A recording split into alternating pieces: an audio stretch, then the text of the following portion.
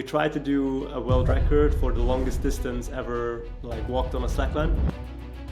We wanted to go for 3 kilometers, and we ended up setting a slackline which was 2.8 kilometers. Lukas Irmler, a professional slackliner and multiple Guinness World Record holder, is also a keynote speaker. Tune in to see him share his mindset, experiences, and what it takes to conquer fear while pushing the boundaries of adventure. I believe that we human beings, like, we only have one purpose after all. We need to grow. And we did a slackline between two hot air balloons, and it was... I saw that one. Oh my god, I was scared. I was like, who's this guy? One idea I have there is we want to do like a slackline on mountains which are more than 6,000 meters high. So what's your why? Like, what inspires you to keep pushing yourself beyond the most impossible boundaries? I would say Well, I'm very happy to be starting the first with you for this year, which is really cool. And this podcast is all about, people who do epic shit, which is right up your alley, given all that you do. Honestly, it's crazy to see all the incredible things you do and how you continue to defy all limitations and barriers. So let's just go back to 2006, where you first experienced the slackline. Like, what happened there? Well, when I first discovered the slackline, I immediately realized that it's a very, very difficult sport in the beginning because it didn't go well for me at all. So I couldn't actually get on the line at all, and I figured it wasn't my sport. I wasn't very talented. So yeah, I really didn't believe that this was my sport or like my way to go. But I had some, I couldn't like just let it be. I had to like at least do it once. I had enough enough courage and enough resilience in me to say I can let it go, but I have to walk over once, one time. And so I was training it for a week, and then I made it, and well, I couldn't let go. Where was this? Like, where did you first witness or see the slackline? That was back in 2006, and it was in the garden of my neighbor, basically. So right at my doorstep, which was very lucky at that time because in 2006 slacklining wasn't at all popular. So I guess he was one of the very few people in Germany who were doing it at the time. There was a few people in the US doing it, but outside of the United States, I guess almost no one was familiar with the sport. It wasn't actually a sport at the moment. Back then, I guess it was more of a side activity of climbers. And you fell in love with the sport immediately.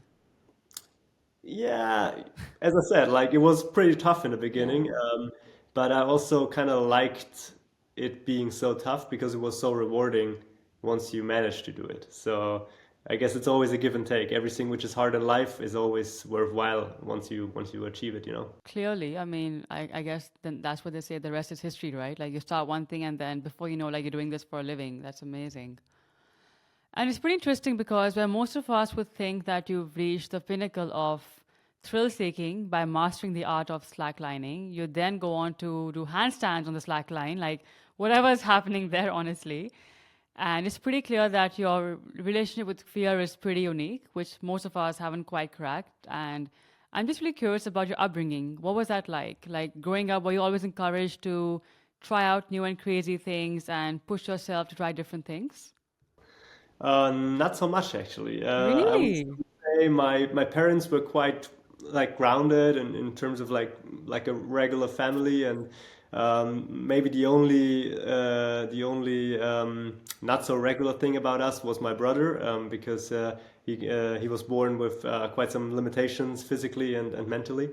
So that was always yeah, like an important thing to deal with in my youth. So I had a brother. I still have a brother, but he's a special kind of person. So that was also probably making me aware of how not normal it is to be able to do everything in life. To have health, to have all the possibilities we have in the Western world. It's nothing for granted. Yeah. And I think that was definitely a reminder for me to make the best out of it. So if I hear you correctly, your parents were actually conservative because of your brother's situation. Like they were always trying to like avoid crazy adventures like you've obviously mastered now, but they were quite reserved on that end. Yeah, I guess my mother has like some kind of adventurous genes in her. Yeah, it has to come But from somewhere, man. This can't be so like so fresh. I mean, Has to be No, some link. I'm just like wondering where this is from. from her personality, there's definitely something I inherited, but also it's something which is also connected with my brother because my mother did not accept that physicians and doctors said that my brother will never be able to walk. So my mother Wow. said, "I don't believe you. He will walk. We'll make it happen." So I think this kind of resilience and this kind of belief, also, belief in you can make anything possible if you try hard enough. That's definitely something I got. I love that. So the resilience kind of ran in the DNA. So, I would say but so. like Yeah. before you started slacklining the way you have, did you do anything at that level of crazy in school or when you were growing up? No, definitely not. I would say I I was don't like believe this. more of a small kid. I wasn't the Wow. muscular type, Yeah. and I was always like a little bit. I would say in sports, in sports classes, I wasn't the last to be picked, but I wasn't the first either. So I wasn't very good at ball sports and like team play and something like that. So I was good at running, good at some things, but like not the best sport person. But that definitely changed once I discovered slacklining, climbing, and all of the surrounding activities because I really figure like I just found a sport where I could live out all my creative potential and where I could also be free of limitations because in slacklining it was such a young sport. There was not a clear path where to go. It wasn't everything wasn't set in stone. So you could still be creative. You could still do a lot of new things. You could be the first one to do things. And in established sports, that's hardly ever the case. Huh? That's I find so interesting because you've just defied all of your childhood. Like you weren't really selling in sports, you weren't like well built or muscular, and you still went on to doing the crazy things you've done. And I guess it just shows the power of it is never too late to start anything. You can start anytime you decide yourself and put your mind to it. And yeah, it's about the growth mindset, right? That experts keep talking about. Like many of us just settle with, what happened in the past, and we can't do this because this hasn't happened before. But you've just defied everything, and that's incredible. Honestly, like wow, I'm very, very inspired already. Yeah, I 5 minutes believe. in. Yeah, absolutely. Thanks. I mean, I really believe everything is possible for you once you find your real passion. Once you find something which you're so passionate about that you defy all the limitations, and it feels natural at that point because you have something you do everything for. And once you found your purpose and the way you want to go, I think fear and all the other limitations they're still there, but Yeah. you look at them differently. You look at them as an obstacle you will overcome, and it's just a matter of time. It's a matter of like effort, but you will eventually get there. So I think it has a lot to do with your determination and like your mindset to it.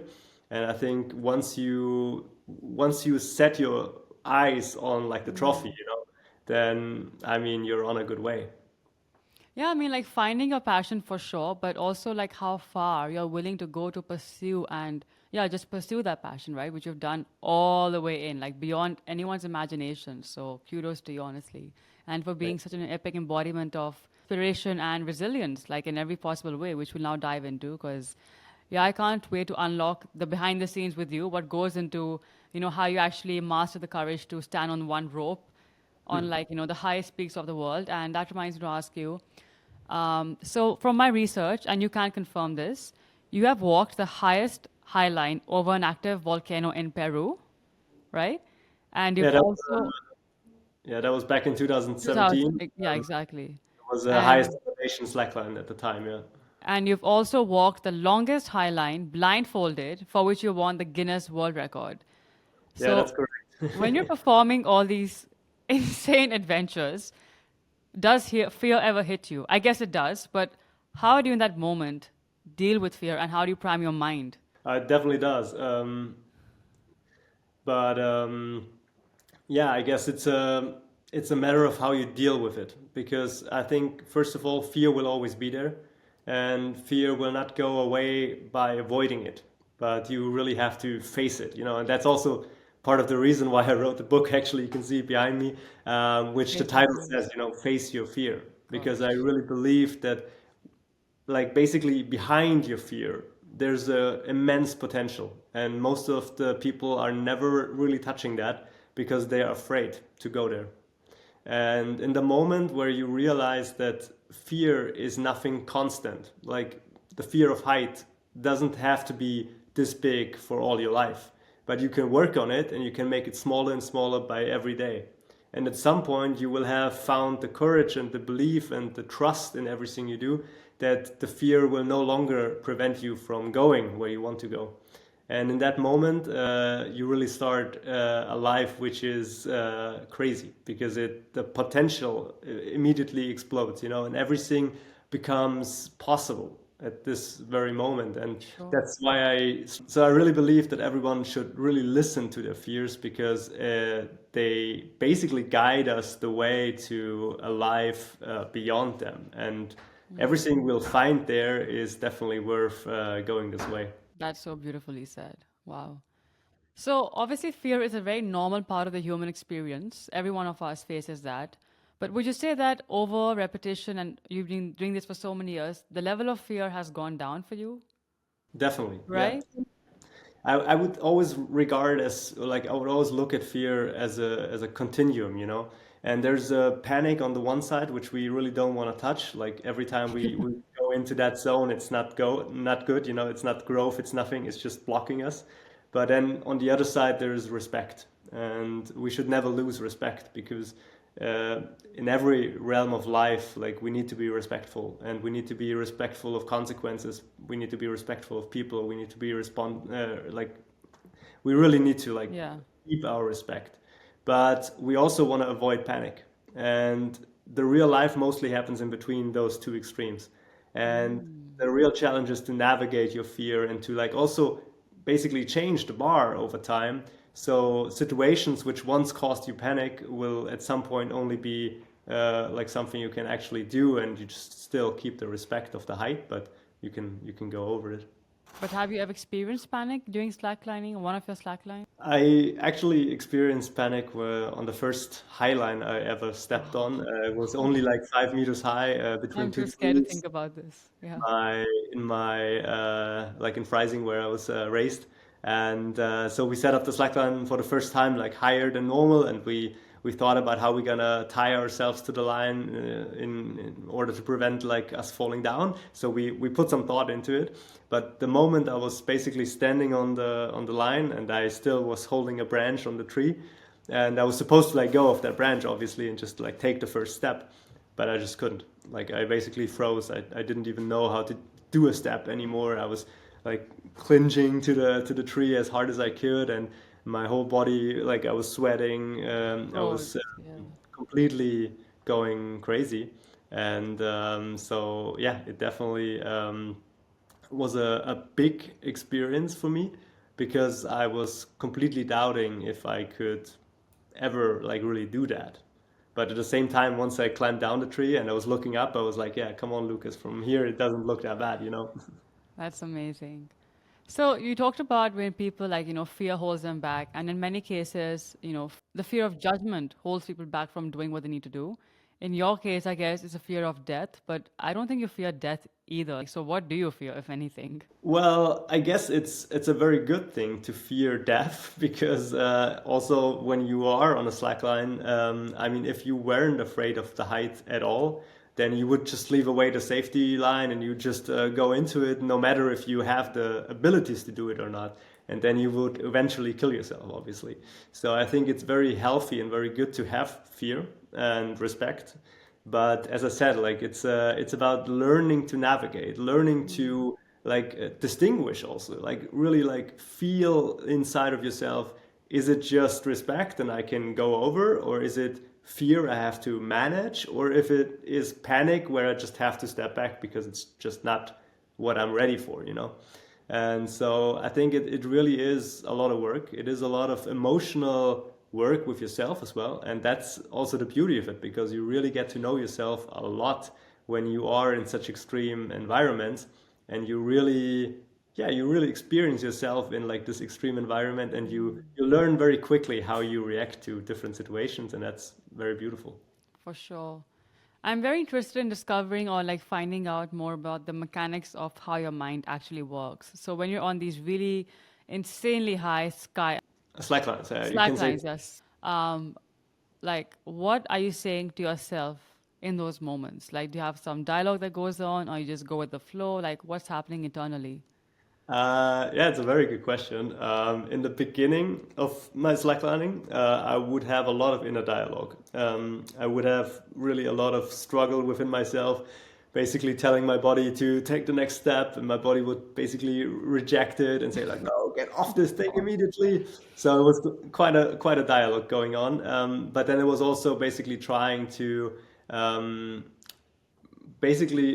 trying to put myself in a different place where I was actually. So I was trying to convince myself there's only green grass underneath me. You know, there's no abyss, there's no height. It's just green grass. It's just a slackline in the park. It's just a slackline. You can walk it. So I was trying to convince myself that it wasn't that bad. Um, at some point, the whole relationship with that changed a little bit because I guess my confidence in the slacklining it increased, and I could more and more also accept the fact where I was, and still be okay with it. And then the dialogue started more into the direction of success or failure, because once you have managed to deal with the fear, it's still a challenge to get to the other side, and it's still the goal you set yourself to reach the other side without falling. So once you got rid of the fear, the new challenge arises of like basically, will you be successful? Will you reach your goal? And there you have a lot of inner dialogue as well, because in the beginning, like when you take the first steps, every step is a success. You know, every step is great. You get to know the line. You haven't actually invested much. You know, you're just starting in the line. And then in the middle, it's becoming more obvious that you have a real chance. So sometimes at that point, like your mindset changes from like a positive mindset in terms of like every step is a success, and Sure. it changes into like every step is a potential failure, and I will just like throw away what I already achieved, you know. So that's also a very, very turning point in the whole thing, because it matters a lot how you deal with this like negative spiral, because it tries to pull you down, it tries to get you off the line basically, and you have to resist, and you have to bring back the good thoughts, like the positive vibes, and also the belief and the confidence that the next step won't be the last, but the next step is just going to be another step, and you will keep on going. And on the very last steps of a slackline, it gets very intense because it's only like a couple steps left, Right. but you can still throw away everything if you misstep, if you slip, if you have a little bit of like a little easy moment where you don't concentrate. So it's all or nothing, and that's also a very, very intense feeling. And sometimes you would like really use all the muscles in your body even if you don't really have to, but Ah, you get scared again, you get scared of failing, and you have a concept for dealing with fear, but you still have to like execute it, and you still have to push through it. And it's beautiful when you reach the other side, and you have all these struggles along the way, and you have won so many fights, and you had so many close moments. It's a journey. It's great. I can totally imagine. Well, I can't, but I from where you're coming from. I can't imagine what you do, but yeah, Yeah, I guess like I'm not gonna it's pretend to the either. Slackline is not for everyone, but I think a lot of people out there will definitely like follow me on this journey, because they have it in some other realms of life. They have it in business, they have it in their school life, they have it in Exactly. personal projects they're following. You know, you always have a long path to go, and every step matters. And in the beginning, it's sometimes hard to get going, but then it's rather casual, and at some point it gets really tough, you know. And every time you win a fight, you walk away with more confidence, and it brings you closer to your goal. Dumb question, but just to confirm, you have like latches on the whole time, right? When you're doing this slacklining. Uh, I'm secure to the slackline. Basically, always when I'm walking up high, I have Yeah. tried it, or I've done it without safety lines as well, but that's a different story, I Do guess. not. Oh my No, god. I have tried it because obviously, I mean, at some point you're asking yourself the question, do I really need it? Because if you never use it in real life, you're like starting to question if it's really necessary to have it. And it's also a matter of trust. Like, how much do you trust your own skill? How much do you trust your own reflexes? How much do you trust that you can actually do it?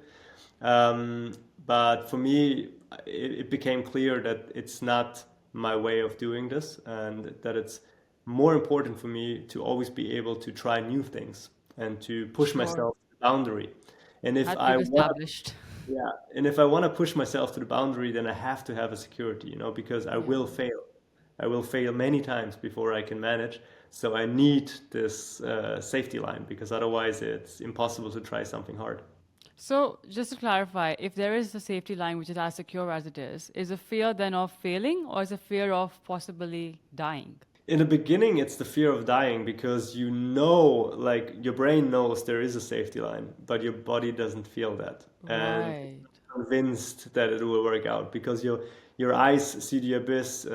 You're on a shaky piece of webbing, and when you make a mistake, you will fall. I mean, you will fall a couple meters before the safety line catches you, and within that moment, you basically see your whole life running through your head.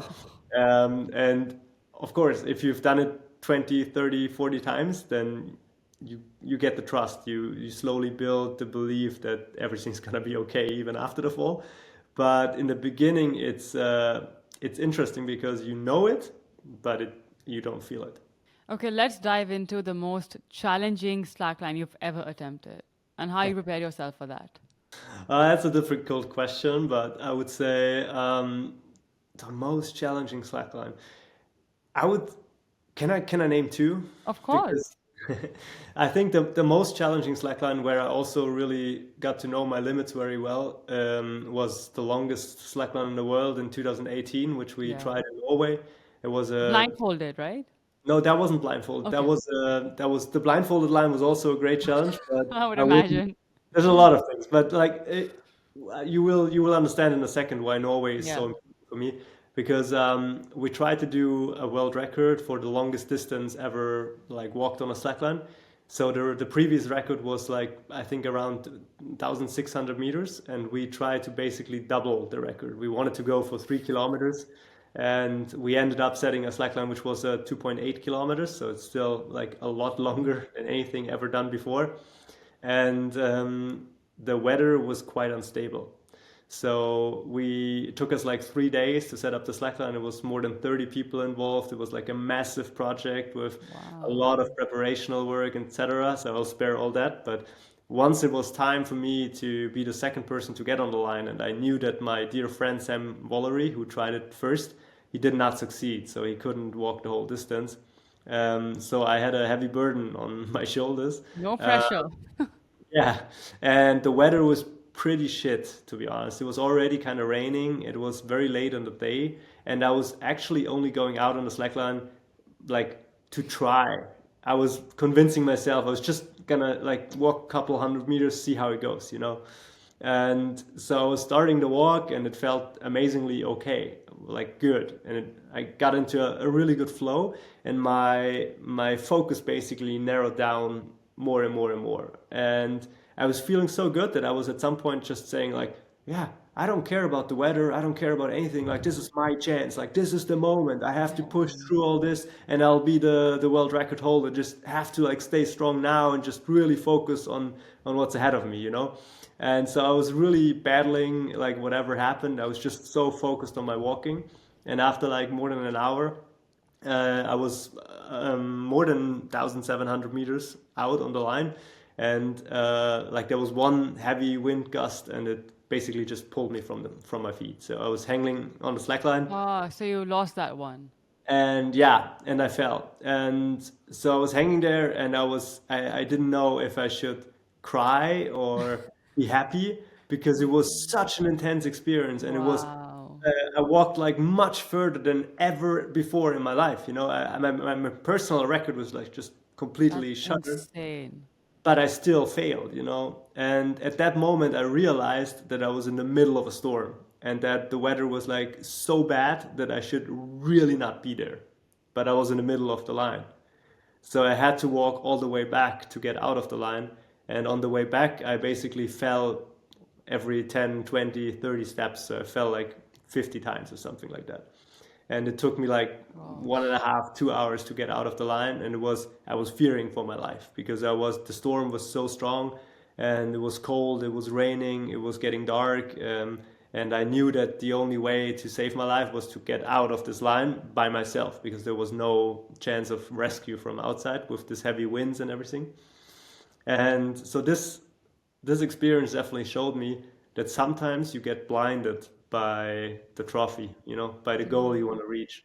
And it's important to have focus, but it's also important to realize once it's like when it's time to turn around. And I definitely overstepped that boundary there, and I was very lucky to not Very well said. the consequences. And so even though I did not succeed in that project, it was one of the most important experiences in my slacklining career, because it really showed me that even if you have great ambition, even if you have the skills for it, there's still outside factors which will eventually decide if you get to do it or not. And you should not push too far, even though you sometimes want to. 100%. Could not agree more. Know when it's time to stop and not do something just because you have this desire to do something or win. Doesn't have to be Sometimes like it's sometimes it's just more important to step away so you can try again. Because if you push too far, there's no time for trying again. it just shows how graceful you are with yourself when it comes to failure or setbacks in such a high risk sport. That's incredible.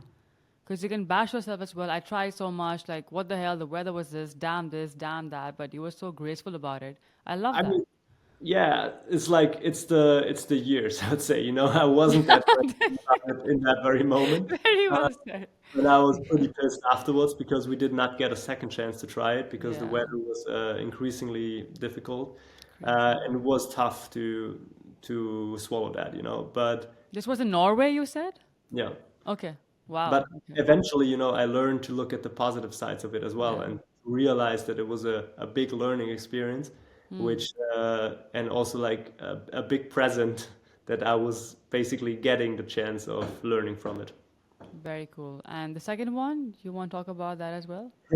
Yeah, the second one is just a very recent project we did. We did a slackline between two hot air balloons, and it was something which I I wanted. saw that one. Oh my God, I was scared. I was like, that who's this guy? I have to reach out to him. That's how I reached out to you on Instagram.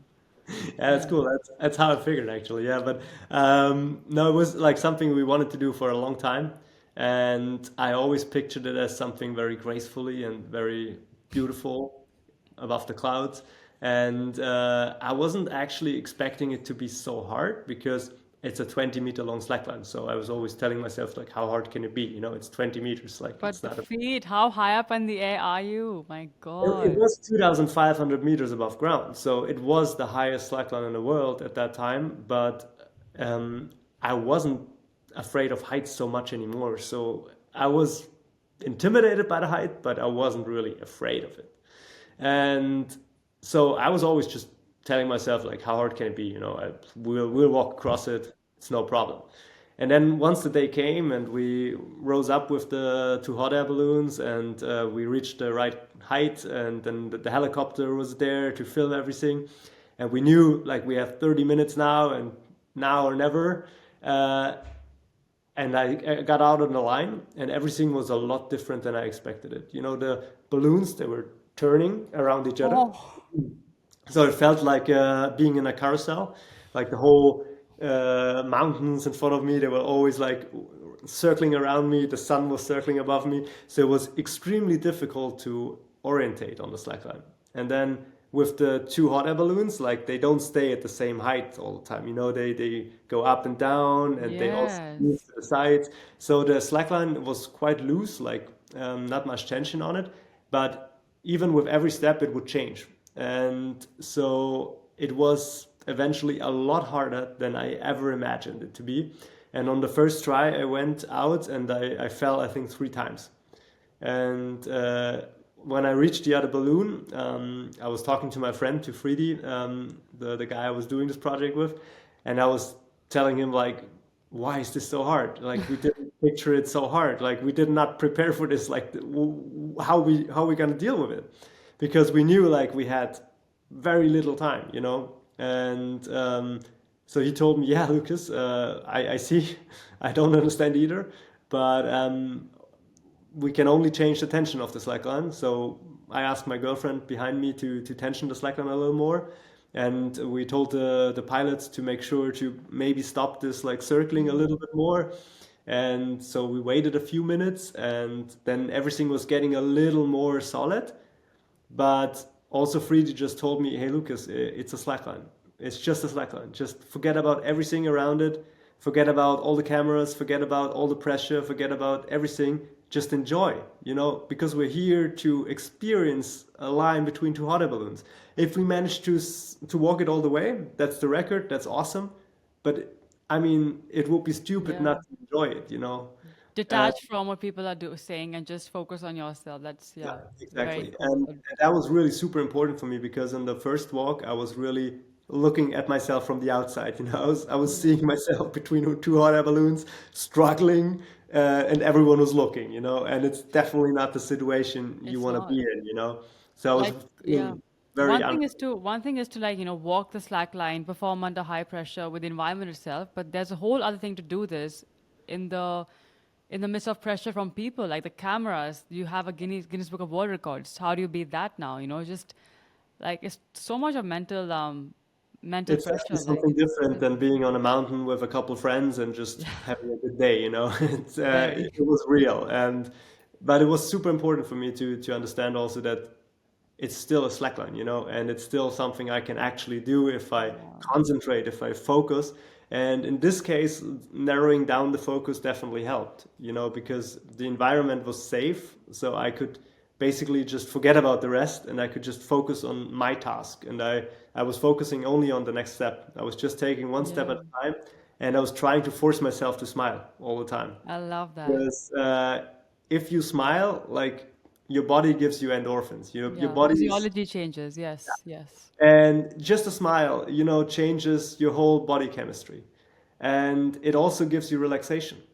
And in a moment where you are facing extreme stress, like there's only one thing which you actually really need, and that is just calm Yeah. yourself. And a smile in your face, even if it's a fake smile, it doesn't fucking matter actually. It will definitely do that. And That's after insane. walking half of the line, the smile turned from a forced smile into a real smile because I slowly realized that I was in control and that I was really enjoying myself. And that is the beauty of it. If you fake it until you make it, then you will be able to even enjoy the craziest moments. What incredible story. Wow. Thank you for sharing that. Like so much respect. And I'm seeing a very important lesson in what you just shared, which is it's very important to record and remember your previous achievements because they can be instrumental in, your future um, challenges, basically, what you've It done in the is past. Yeah. absolutely. And it's also, I mean, it can give you a lot of strength if you think back to other projects, to Where other you've won. Yes. experiences where you struggled so much as well, but you did it. And it gives you the confidence that even in moments like this between the two hot air balloons where it doesn't work out as you planned, Yeah. it still gives you the confidence and the strength to try again and to be Yeah. still sure that you can still push through it. Because after the first walk, my self worth and my self consciousness was like really shattered. I was really like doubting if I even have a chance. And then just having like this little words from 3D, also thinking back to all the other projects we did together and where we always faced struggles, where we always had problems, at first, but we eventually pushed through. And this experience or these experiences definitely helped to shape me into the person I am today and the person who can turn around a ship which is going the wrong way. For sure. Yeah, that's incredible.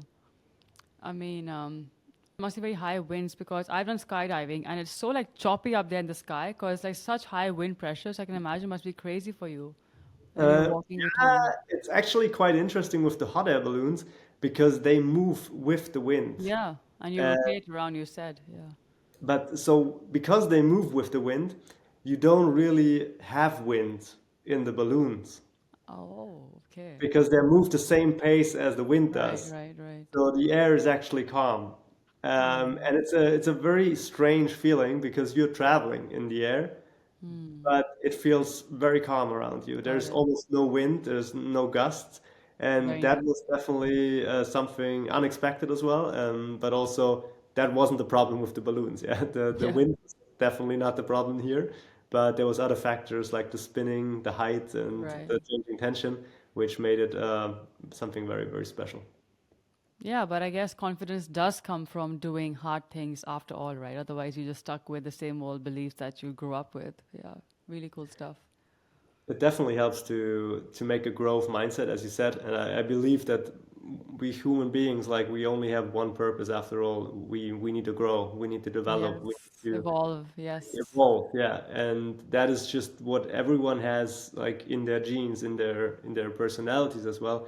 And it's something we very much do as a kid, but over the course of our life, we get basically distracted with too much comfort. We get like taken out of this always growing mindset and more taken into a security or safety mindset, in terms of growth is always like a risk. Growth is always like, it's always uncomfortable. It always Oh is shit. going along with effort. And the older we get, the more likely we are to avoid effort, to avoid risk, and to just, like, indulge in the comforts of life, you know. And it's also part of the modern society we live in, where we can have a nice life without actually trying hard, you know. But You're not still, wired that way, are you? Like, no, I want to keep pushing, keep defying the impossibilities, and keep doing more. So, what's your why? Like, what inspires you to keep pushing yourself beyond the most impossible boundaries? Like, why do you keep doing that? Is that your way of growth for you? yeah, it definitely is a way of growth, but it's also beautiful if you realize that you actually have grown in the moments where you succeed in something which you have tried for so long. So, True. because you mentioned the handstand, for example, like earlier in our talk, that was like something I initially also thought as impossible on the slackline, and I did not really try it on the slackline much. But then I had a good friend of mine, Sam Bollery, and he told me one day, like, Lucas, I'm just gonna start training now, and I will make this happen. I don't know how long it will take, but I will do it. And I was like, good, have fun, enjoy. And then after a year or something, he showed me the first results, and he was able to get in handstands and, like, hold him for a couple seconds. And I was like, oh my God. It's like, this looks so cool. This looks like so much fun, and this looks like something which will be just an incredible experience, to be Yeah. on your hands and, like, everything's upside down. I mean, it was just, it felt like something so out of this world that I was intrigued to try. And I think that's also what I said initially. Like, behind fears, behind mental barriers, there's a life much greater than the life we have at the moment. And that is the reason why it's important, and that's why it's also so beautiful and worthwhile to grow, because your Beautiful. opportunities, your options, your life will be so much richer in the moment you actually try. And of course, it's going to be a hefty road there. It's going to be rocky, it's going to be tough. Yeah. But in the end, you know, I mean, you will have experiences you otherwise will completely miss out on. Yeah. If you can just push past that boundary of fear, that's all it takes. And then you're free to do whatever the hell you want. Yeah. Absolutely. So, how do people who are close to you feel about what you do? Because it's pretty scary. Yeah, that's what a lot of people think. But to be honest, like, the most people around me, they at some point got a complete understanding for what I do. And Your even parents, your girlfriend, everyone, like, my wow. parents love it. I love that. They see that I basically just everything which I have been able to experience, like traveling the world, meeting amazing other people, like everything which came with the sport was like just so much more than I ever anticipated for my life, you know. And also they see that it makes me happy, and that it gave me opportunities and experiences I would have otherwise never had. And they, on the same time, know that I will always try to put safety first, you know, because I want to have a long and fulfilled life. So I'm not a person who wants a fast thrill for whatever it takes, but I'm a person who wants to really, like, grow and experience and get old. You know, I really, Clearly. really want to do that. And my girlfriend, in the meantime, actually, she's joining me on most of my projects these days, and she's Very also cool. walking the slackline, and she's definitely a very good example, because she's only been doing it for 5 years, and I've been doing it for 18. So Wow. it's she's at a clear disadvantage, but still she's on the same projects I'm working on. She's trying the same lines. She was also on the slackline between two hot air balloons. She was standing up there, you know, And it's amazing to see how much people can grow if you have the right environment. You know, if you have people around you who show you how it's done, who also trust that you can manage, and who help you Believe like in you. Yes. self-believe in you. Yeah, exactly. That will make you so much stronger. And that's also something I really learned, that you have to get rid of the people who doubt you. As hard as it sounds, you know, you have to 100%. surround yourself with people who trust you, who believe you that you can manage what you set out to do, and who basically do everything they can to help you reach your goals. And if you have these supportive and strong believing people around you, then it will make you so much stronger and will make your life so much easier, because you don't have to fight against the doubts of others. I mean, True. we all have doubts ourselves, Yeah. but we Enough don't doubt for actually ourselves. need the doubts of others on ourselves on top, you know? Definitely not. Yeah, it's basically being around people who are conducive to your growth, not the other way around. So, Yeah. yeah, makes sense.